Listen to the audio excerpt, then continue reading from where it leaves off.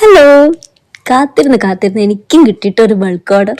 കാര്യം ഞാൻ റെസിനാട്ടൊക്കെ തുടങ്ങിയിട്ട് വർഷം കുറച്ചായെങ്കിലും എനിക്ക് ഇതുവരെ ഒരു ബൾക്കായിട്ടുള്ള ഒരു ഓർഡർ കിട്ടിയിട്ടുണ്ടായിരുന്നില്ല. റെസിനാട്ട് മാത്രം ചെയ്തിട്ട് എന്താവാനാ, നമ്മുടെ പേജിനാണ് റീച്ചും ഇല്ല. എന്നാൽ പിന്നെ വേറെ എന്തെങ്കിലും ചെയ്യാമെന്ന് വിചാരിച്ചു. അങ്ങനെ ആലോചിച്ച് ചെയ്ത കാര്യമാണ് മഗ് പ്രിൻറ്റിങ്. സ്റ്റാർട്ട് ചെയ്യാൻ നേരത്തെ എല്ലാവരും നെഗടിച്ചു.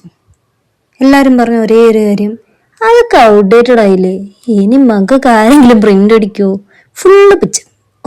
പിന്നെ മറ്റുള്ളവർ പറയുന്നത് കേട്ടിട്ട് സങ്കടപ്പെട്ടിരിക്കുന്ന സ്വഭാവം നമുക്ക് പണ്ടേ ഇല്ലാത്തതുകൊണ്ട് ഞാൻ രണ്ടും കൽപ്പിച്ചിട്ട് ഒരു മഗ് പ്രിന്റിങ്ങിന് മെഷീൻ അങ്ങ് എടുത്തു. കാര്യം അങ്ങനെയൊക്കെ പറയുമെങ്കിലും നമ്മുടെ ഉള്ളിലൊരു പേടി ഉണ്ടാവുമല്ലോ, ദൈവമേ പണി പാടുവോ.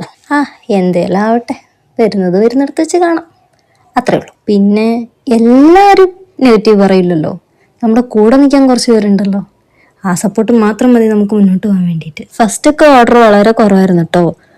1-2 മഗ്ഗൊക്കെ എപ്പോഴെങ്കിലൊക്കെ കിട്ടിയാലായി, ഇല്ലെങ്കിൽ ഇല്ല. അങ്ങനെ ഒരു ദിവസം എനിക്കൊരു 400 മഗ്ഗിന് ഓർഡർ കിട്ടി. ഞാൻ ഭയങ്കര ഹാപ്പി.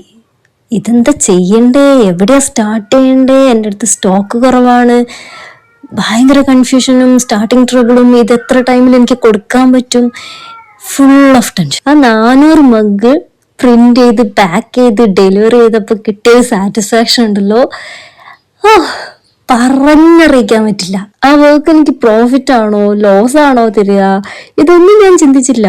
എൻ്റെ മൈൻഡിൽ ആകെപ്പാടെ ഉണ്ടായിരുന്നത് ആ മിഷൻ എടുത്ത സമയത്ത് എല്ലാവരും എന്നോട് പറഞ്ഞ നെഗറ്റീവ് കമന്റ്സ് മാത്രമായിരുന്നു. അന്ന് അവർ പറയുന്നത് കേട്ടിട്ട് ഞാൻ മിഷൻ എടുക്കാതിരുന്നിരുന്നെങ്കിൽ ഇന്ന് എനിക്ക് ഇത്രയും ഒരു വലിയൊരു ഓർഡർ കിട്ടില്ലായിരുന്നു, ഞാൻ ഇത്ര ഹാപ്പി ആവില്ലായിരുന്നു. അതുകൊണ്ട് തന്നെ എല്ലാവരോടും ഞാൻ പറയാണ്, ഒരിക്കലും മറ്റുള്ളവർ പറഞ്ഞു കേട്ടിട്ട് നമ്മുടെ ലൈഫിൽ ഒരു ഡിസിഷൻ എടുക്കരുത്.